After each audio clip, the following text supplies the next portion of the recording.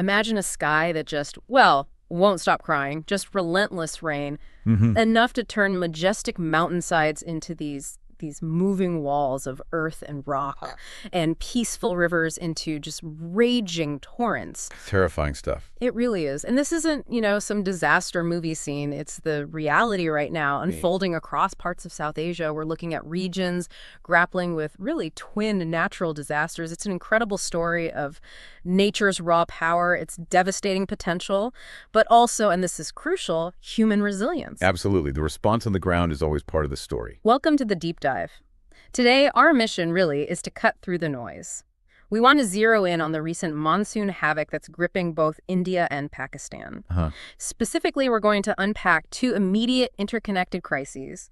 First, that deadly landslide near the Vaishno Devi shrine in India's Jammu and Kashmir.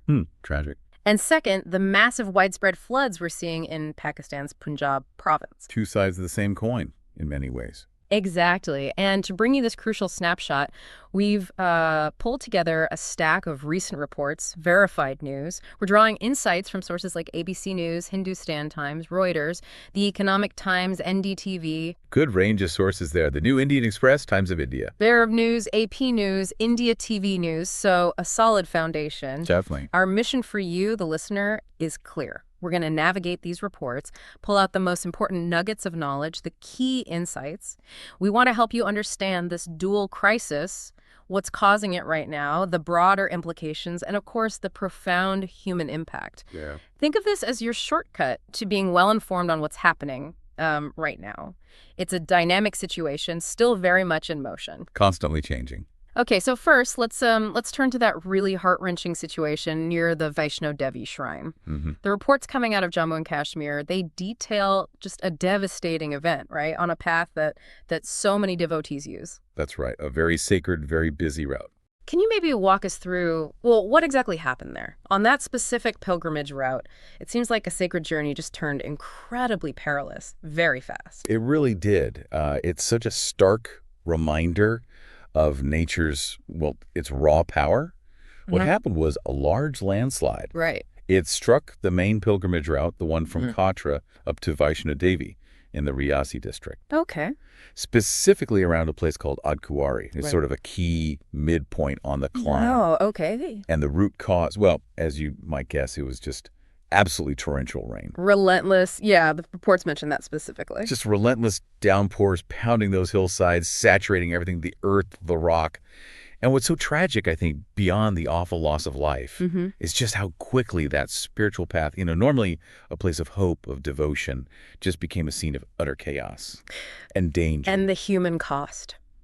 It's just immense, isn't it? What are the latest figures telling us about fatalities and injuries? The witness accounts sound truly visceral. They are. The human impact is immediate. It's devastating. Yeah.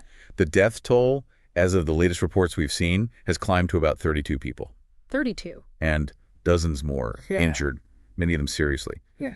The witness accounts, they describe this sudden deep roar, almost guttural, they said, followed by this moving wall of earth and rock. People had little, maybe no warning. Some were just swept off the path entirely, caught in this torrent of mud, rock, debris. It just speaks to the incredible, unstoppable force involved. Hard to even imagine. And in the immediate aftermath, I understand the pilgrimage itself, the yatra, it's been completely halted. Yes, absolutely. Suspended until further notice. Which must be a huge disruption. Huge. For thousands of people. And the rescue efforts are going full tilt, but it's an incredibly challenging operation. I can only imagine. What are the practicalities? Well, you have state agencies, police, the army all working together. They're moving stretchers through these narrow corridors, which are now slippery, unstable themselves. Bulldozers, excavators trying to clear debris, but they have to move so cautiously. Worried about triggering secondary collapses on slopes that are already weakened. A constant danger. Exactly. And beyond the immediate site, you've got major transport disruptions. Trains, several key roads in the Jammu region are curtailed. Schools in some districts closed too, just as a precaution. It's a ripple effect, really, impacting daily life for so many. Okay, so let's unpack this. A sacred journey, tragically interrupted. It really illustrates the raw power of nature, doesn't it? It does. And what's fascinating here, from a geological standpoint too, is how quickly that vulnerability can turn a spiritual path into, a perilous landscape, especially with the sheer force those witnesses described. So as those relentless waters, that immense volume of rain continued its journey, it didn't stop at the border, did it? No, water doesn't recognize borders. Which leads us downstream, across into Pakistan's Punjab province. Can you explain how this same weather system, the same event really, translated into the devastating floods we're now seeing there? It really drives home the interconnectedness, you know? Absolutely. This is where you see that critical connection, that cascading effect very clearly. Huh. The heavy rainfall, primarily in the upstream Indian regions, it directly impacts the downstream areas in Pakistan. Right. In Punjab, floodwaters have just surged with staggering force. We're talking more than 150,000 people driven from their homes. 150,000. Yes, across hundreds of villages. It's a humanitarian crisis unfolding incredibly rapidly, and it just highlights how these shared river basins, they can become conduits for cross-border disaster. It's mind-boggling. The very systems that sustain life are now becoming agents of displacement and suffering. Over 150,000 people uprooted almost overnight. That's Yeah. staggering is the only word. And the pictures, the reports you mentioned, families with just bedding, documents on tractor trailers, livestock swimming, it speaks volume. It really paints a picture of desperation and urgency. Which specific rivers are we most concerned about in Pakistan right now? The main ones are the Ravi, the Chenab, and the Sutlej. And these rivers aren't just high, they're experiencing what officials call very high to exceptionally high flows. Exceptionally high. Okay. Imagine rivers you might normally see as manageable, now swollen, cresting at levels that are rarely, if ever, seen. Evacuation efforts are extensive, ongoing. Army units, boats, they're actively helping move residents to temporary camps. It's a race against time. It really is. Communities just scrambling to salvage whatever they can before the water engulfs their homes. So here's where it gets really interesting, isn't it? How these two events, the landslide in India, the floods in Pakistan, those separate by that border, are so deeply intertwined. Deeply. It shows the interconnectedness of the whole regional ecosystem. If we connect this to the bigger picture, then, we're seeing the cascading effects of heavy rainfall across a shared river basin, right? Creating this huge cross-border humanitarian challenge. Precisely. And that brings us to the why. Why are these impacts so severe? We have these two distinct yet connected tragedies, the landslide, the flooding. What makes these specific regions, especially those Himalayan foothills, so vulnerable? Yeah, what's the underlying issue there? Well, fundamentally, it comes down to geological vulnerability. The Himalayan foothills are just inherently prone to landslides during intense rain. Why is that? Because the water saturates fractured rock and, crucially, loose soil. When that ground gets heavy, waterlogged, it loses its internal cohesion, its ability to hold together. Gravity simply takes over. So it's not just the amount of rain, but the state of the ground itself. Exactly. The ground's instability when saturated is key. And then, on busy routes like the one to Vaishno Devi, the hazard gets magnified. You have cut slopes, retaining walls, shelters built close to steep, unstable faces. Things meant to help, actually increasing risk in some ways. Potentially, yes. These human alterations, though intended for convenience or infrastructure, can inadvertently increase the risk profile in these geologically active zones, especially for large numbers of people concentrated in one area. And the rain itself this week. You mentioned unusually persistent, not just intense bursts, but sustained. Is this different from typical monsoon patterns? What's the science saying about why these events seem more extreme lately? Yeah, that persistence combined with intensity is definitely concerning. And scientists, well, they've noted a clear trend towards more intense monsoon downpours across South Asia. Okay. And this is explicitly linked with a warming climate. Essentially, a warmer atmosphere holds more moisture, like a bigger sponge. Right, I've heard that explanation. So when that moisture eventually releases, it often comes down in these concentrated, intense bursts, rather than maybe more sustained, moderate rain, like in the past. This phenomenon directly increases the odds, the probability, of the very landslides and flash floods we're seeing now, like the one that hit the Vaishno Devi track so tragically. So while monsoons are natural, their character is changing, becoming more intense. That seems to be the scientific consensus, yes, more extreme. So what does this all mean then? Beyond the immediate tragedy, what are these underlying forces driving this intensity? Well, it raises a really important question, doesn't it, about how these long-term climate patterns are making existing geological vulnerabilities worse. making events like these potentially more frequent and more severe. More intense rain landing on already vulnerable ground, a powerful, dangerous combination. Indeed. And this leads us to, well, a critical element of the story that really highlights that interconnectedness. We talked about the cross-border water management. The reports indicate India opened dam gates in its part of Kashmir, and this directly impacted Pakistan. Can you unpack that decision? What were the immediate consequences?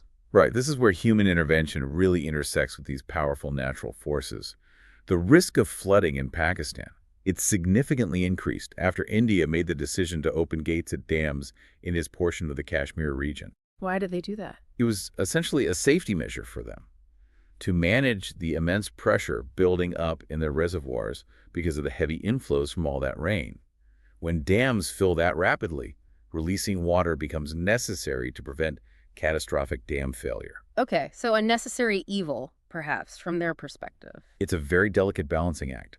Managing that immediate pressure upstream can unfortunately create huge challenges downstream, especially when the shared river systems are already swollen, near capacity, and communities living along the banks are vulnerable. It's a powerful illustration of how natural systems and human interventions upstream don't respect political borders. Absolutely. And what's fascinating here, I suppose, is the complex hydrology of the region, right? And the critical role water management protocols play when a shared resource, like a river, becomes a conduit for disaster. It puts those protocols under immense strain. So for Pakistan, facing this surge coming from upstream dam releases, what kind of preparations, what alerts were put in place? How do you brace for that?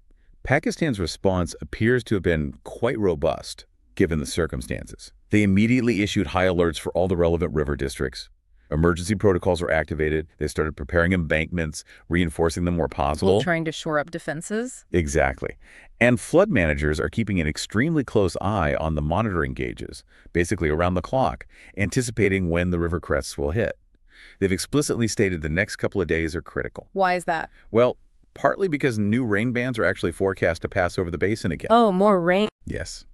And also, as that released water continues its journey, rippling further downstream, it's a coordinated effort to try and mitigate the impact of a situation that, once the water is released upstream, is largely beyond their immediate control. It's incredibly humbling to hear about the immediate human impact and the urgent, tangible needs of those affected. Beyond the numbers, what's the picture on the ground? It's harrowing. Yeah. In India, near Katra, hospitals saw medical teams working flat out, treating trauma, crush injuries, right through the evening after the landslide. It's a scene of urgent medical care, staff stretched thin. And then on the Pakistani side, the struggles of those evacuated families are just immense. Temporary shelters are filling rapidly. The immediate pressing needs are for essentials: clean drinking water, food packets, basic sanitation. The absolute basics for survival. Yes. These are communities that have lost potentially everything in just a matter of hours. Their immediate survival really depends on getting these provisions quickly and consistently. It's truly heartbreaking. And you mentioned earlier there's often this hidden danger after the initial crisis passes. What was that warning from relief officials again? Yes, this is such a critical point and often overlooked in the immediate aftermath. Relief officials are strongly warning that most fatalities in these kinds of flood situations often happen after the first surge has passed. How come? It happens when people, understandably, attempt to return to their homes too soon, or they try to cross fast-moving water, maybe what looks like receding water, but they don't realize the hidden dangers. Like what? Submerged debris, incredibly strong undercurrents that you can't see, or infrastructure like bridges or banks that have been weakened and could collapse. Right. The urge to check on property, on loved ones, it's completely understandable, but it can be deadly. It just highlights why the response needs to cover not just immediate rescue, but also that longer-term public awareness, caution, and carefully managed phased recovery efforts. Preventing those secondary tragedies is crucial. If we connect this to the bigger picture, it highlights the importance of sustained support and clear communication. Absolutely. Now, the scale of this crisis demands a monumental response. Let's look at what the authorities are actually doing on the ground. Starting back in Jammu and Kashmir, what are the specifics of the search efforts, and how are they managing the yatra suspension? Well, in J&K, the search teams are being incredibly meticulous. They're combing through those debris piles, literally segment by segment, along the Adhikari stretch where the landslide hit hardest. Slow work. Very slow, painstaking work. They're using spotters, constantly watching for any signs of further rockfall that's a continuous threat. And small crews are working under tarps whenever there's a break in the rain, just trying to make progress. Carefully. Very carefully. The administration has, quite rightly, suspended the yatra until comprehensive slope stability checks are done. Pilgrim safety has to be paramount. Makes sense. And they've also taken a practical step to help those stranded directing hotels and guest houses to extend stays for pilgrims at controlled fare rates, trying to ease that burden somewhat. It's an immense undertaking requiring coordination across multiple agencies and really a profound dedication to public safety. Absolutely. And then across the border in Pakistan's Punjab, with those surging floodwaters, that massive displacement, how is the provincial government orchestrating their response? What's the strategy for these critical next few days? Pakistan's Punjab government has mounted a pretty robust response, too. They've formally requisitioned army support in several key districts. That's crucial for large-scale evacuations, logistics, getting aid distributed. They've opened numerous relief camps, and importantly, these are designed to scale up quickly as the river crests approach what could be historical peaks. Preparing for the worst. Yes. Evacuation orders are firmly in effect for those low-lying settlements, especially near river bends and confluences. Those are the areas where floodwater tends to pile up fastest and hit hardest. And you also have engineering teams out there working hard, reinforcing weak points on levees, using sandbags, earth movers, trying to prevent breaches and protect critical infrastructure from just the sheer force of that water. It really is a dual focus then, isn't it? Immediate life-saving and also protecting infrastructure to mitigate further damage. Exactly. Both are critical in a situation like this. So as we've said, this story is very much still unfolding. Things are changing by the hour. Looking ahead, what are the immediate forecasts telling us? And what are the key decisions facing authorities in the coming days? Yeah, the immediate watchword is just vigilance. Unfortunately, the forecasts are calling for more rain over the region. Still more rain. Still more rain, which means if you get intense bursts coinciding with these already high river levels, fresh landslides and new flooding are, well, very possible. It's a continued threat. So no respite yet? Not immediately, it seems. Okay. In Jammu and Kashmir, authorities will need to carefully weigh when it's safe to reopen the yatra. That decision will depend entirely on thorough slope inspections, assessments of stability. Right, safety first. Absolutely. And in Pakistan's Punjab, once the immediate threat from the river peaks starts to subside, the focus will have to shift decisively, from immediate rescue to longer-term relief efforts, and crucially, disease prevention. Ah, yes. That becomes a huge risk in temporary shelters, doesn't it? A very significant challenge, yes, with sanitation and clean water potentially compromised in crowded conditions. So this is very much a moving story. Official tolls, displacement figures, they're likely to change as teams get better access to remote areas as the situation evolves. Definitely. The numbers we have are the best current estimates. Okay, so just to bring it all together for our listener, can we quickly recap the critical figures and connections we've discussed in this deep dive, just the key takeaways? Certainly. So key numbers to hold on to. Okay. We're looking at about 32 confirmed deaths currently on the Vaishno Devi pilgrimage route in India, following that devastating landslide. Rescue and recovery efforts are ongoing under extremely difficult conditions. Okay, 32 there. Across the border, in Pakistan's Punjab province, more than 150,000 people have been evacuated from their homes due to massive flooding. 150,000 evacuated. Yes. And the rivers of primary concern there are the Ravi, Chenab, and Sutlej, which are seeing exceptionally high flows. Got it. And a significant factor contributing to that downstream flood risk was India's decision to open dam gates to manage upstream reservoir pressure, creating this complex cross-border humanitarian challenge. All driven by an unusually intense monsoon season, which scientists increasingly link to our warming climate.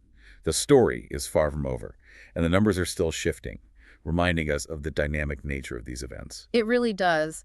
This raises an important question, I think, about how communities in these vulnerable regions can build greater resilience, not just for the immediate aftermath, but looking ahead for future climate challenges. That's the long-term challenge, absolutely. Well, we hope this deep dive has given you, our listener, a clearer, perhaps more nuanced picture of this unfolding crisis, and maybe spark some curiosity about the bigger forces at play in our world. It's just such a powerful reminder of how interconnected everything is. It really is. And maybe a final thought to leave people with. Considering these increasingly intense monsoon seasons and the clear interconnectedness of our global climate with local water systems. How might these types of cross-border environmental challenges reshape regional cooperation in the years ahead? That's a big question. It is. And perhaps what role can an informed citizen like you listening now play in understanding these complex, evolving issues, especially when they don't neatly fit within political boundaries? Something to mull over, perhaps, as these stories continue to develop.